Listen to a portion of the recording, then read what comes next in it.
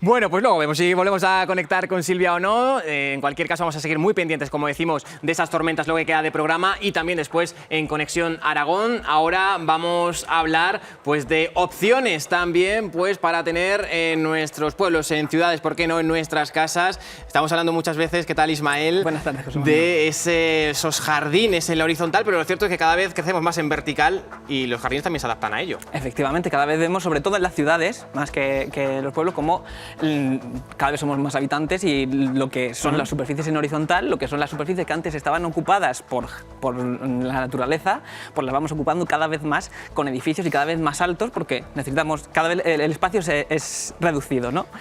Y precisamente por este hecho, porque cada vez tenemos más superficie vertical y más fachadas, últimamente, en los últimos años, pues se está poniendo de moda o se está dando a conocer mejor esa vegetación en vertical, ¿no? Esa vegetación en las fachadas, esa jardinería vertical, o también podríamos llamar ese paisajismo vertical.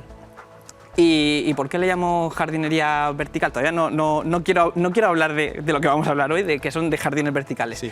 Porque, como sabes bien, aquí siempre tenemos presente a la hora de diseñar los jardines y los parques y las zonas verdes, el porte y la forma de crecer de las plantas, ¿no?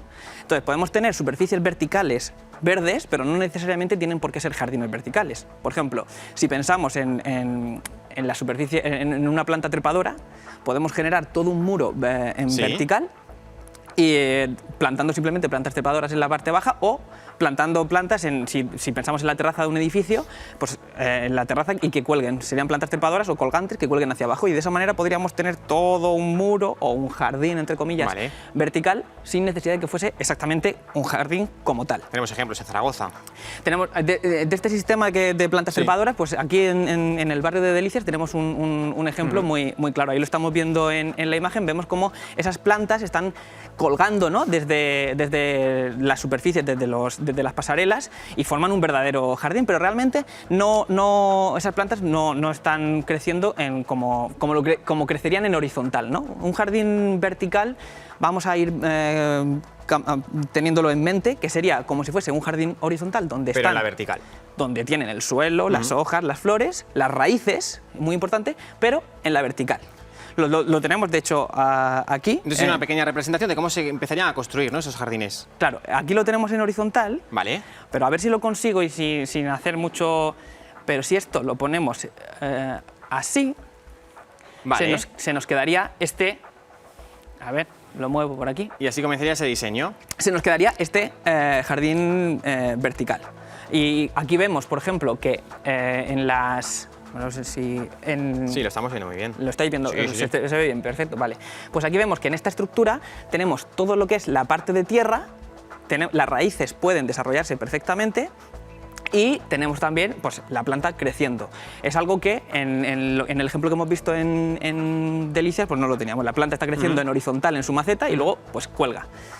Esto que parece tan raro, en la naturaleza también lo vemos, en roquedos, en acantilados, en paredes verticales. Las plantas están buscando sus zonas para desarrollar sus raíces, sus sedimentos, y se desarrollan en vertical, generando verdaderas jardines verticales. Y además también refrescando las paredes, ¿no?, y esos edificios. Es una de las ventajas y los beneficios que tiene. Claro, las plantas en sus procesos naturales están emitiendo ese vapor de agua y refrescan los edificios. Además, con estos sistemas, un sistema como el que tenemos aquí, vemos también que tiene toda una red, como una cámara ventilada por detrás, que si lo colgamos en una pared de un edificio, estos serían módulos que se irían poniendo unos al lado del otro, está generando esa. Vamos a ver esa ventilación, yo creo, por aquí, para que se vea que sería todo esto, ¿no? Perfecto, esa cámara de aire por aquí circularía el aire, las plantas además servirían de amortiguación a la incidencia de los rayos del sol, y la cámara de aire haría que la fachada no se recalentase.